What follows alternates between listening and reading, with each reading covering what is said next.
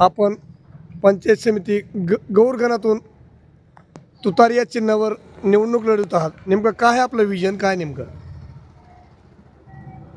नमस्कार, मी प्राध्यापक तुषार वाघमारे, राष्ट्रवादी काँग्रेस शरदचंद्र पवार पक्षाच्या वतीनं आणि राष्ट्रीय काँग्रेस पक्षाच्या वतीनं गौर पंचायत समिती गणातून पंचायत समितीची निवडणूक लढवत आहे. निवडणुकीला सामोरे जात असताना मी कायमच सामाजिक क्षेत्रामध्ये सक्रिय राहिलेलो आहे आणि माझं असं मत आहे की राजकारण हे समाजकारणाचं सर्वात प्रभावी माध्यम आहे आणि हेच समाजकारण त्याची व्याप्ती वाढवण्यासाठी मी ह्या पंचायत समितीच्या निवडणुकीला सामोरं जात आहे. नेमकं आपलं विजन काय आहे? पंचायत समिती ची ज्या काही जबाबदाऱ्या असतात, जनरली आपल्या जिल्हा परिषदेच्या शाळा असतील किंवा आरोग्य केंद्र असतील किंवा कृषीविषयक काही कार्यालय असतील, त्याच्या योजना असतील, या सगळ्या योजना प्रभावीपणे राबवणे, शाळांना एक अत्याधुनिक बनवणे आणि आरोग्य सेवा केंद्रामध्ये सुविधा पुरवणे. बऱ्याच वेळा आपण बघतो की आरोग्य सेवा केंद्र आहे, इन्फ्रास्ट्रक्चर नाही व्यवस्थित. बऱ्याच वेळा इन्फ्रास्ट्रक्चर आहे, तिथं स्टाफ नसतो, डॉक्टर नसतात, नर्स नसतात. बऱ्याच वेळा हे सगळं असतं आणि औषधं नसतात. उपयोग काय हे सगळं असून? तर कुठंतरी याच्यात सुसूत्रता कशी येईल?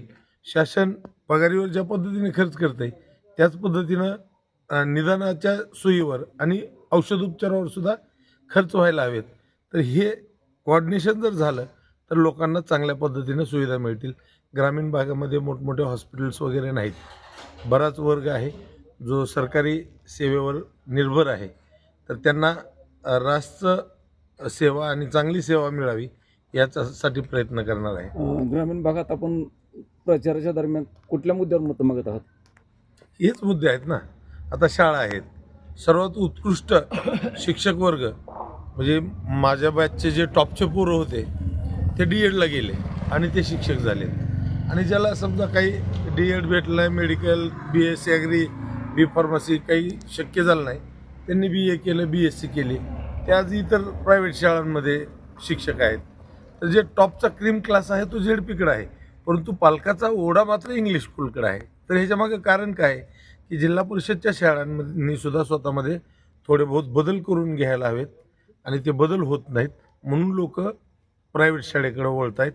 बरं, ते वळत आहेत ह्याची अडचण नाही आहे, परंतु पटसंख्या कमी होऊन जिल्हा परिषदच्या शाळा जर बंद पडत असतील, ठीक आहे, ज्यांची आर्थिक परिस्थिती चांगली आहे ते प्रायव्हेट शाळेमध्ये इंग्रजी माध्यमाच्या शाळेमध्ये घालू शकतील, परंतु गोरगरिबांनी काय करायचं? तर ही व्यवस्था सुद्धा टिकली पाहिजे. मग टिकण्यासाठी तिला अधिक सक्षम केलं पाहिजे. सक्षम करण्याच्या दृष्टीनं काम करण्याचा मानस आहे. एकीकडे सत्ताधारी पक्षाचे उमेदवार आहेत, दुसरीकडे विरोधी पक्षातले आमदार खासदार यांचे उमेदवार आहेत. आपल्याकडे एकही लोकप्रतिनिधी नाही किंवा आपल्याकडे कुठल्याही पक्षाचं पाठबळ नसताना आपण हे आव्हान कसं पेलतायत?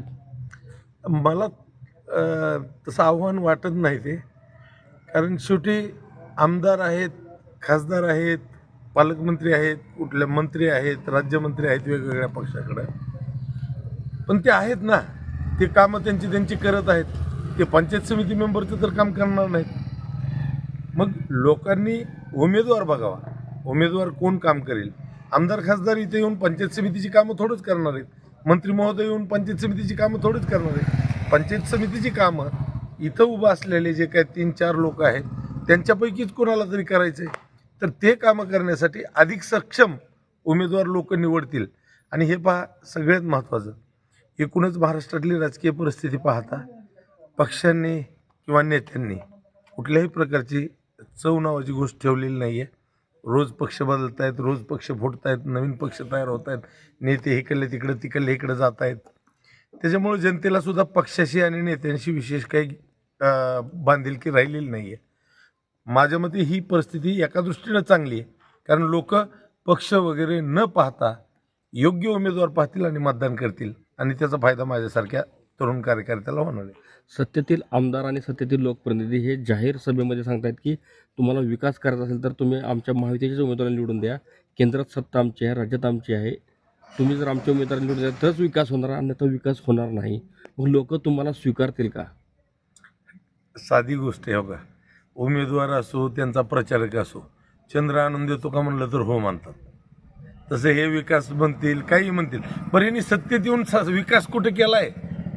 पंचायत समिती मेंबर सोडा हो, तुम्हाला आमदार खासदार मंत्री हे तेव्हा केलंय ना लोकांनी, त्याचं काय करायचं? विकास करायचं म्हणजे तुम्हाला आमदार केलं, खासदार केलं, चांगल्या बहुमताने केलंय, त्याच्याबद्दल तुम्ही विकास करणार नाहीत आणि एक पंचायत समिती मेंबर निवडून दिला म्हणून विकास करणार नाहीत का? आम्हीच त्यासाठी लढू शकतो. सर्वसामान्यांचे प्रश्न काँग्रेस, राष्ट्रवादी काँग्रेस या पक्षांना माहीत आहेत.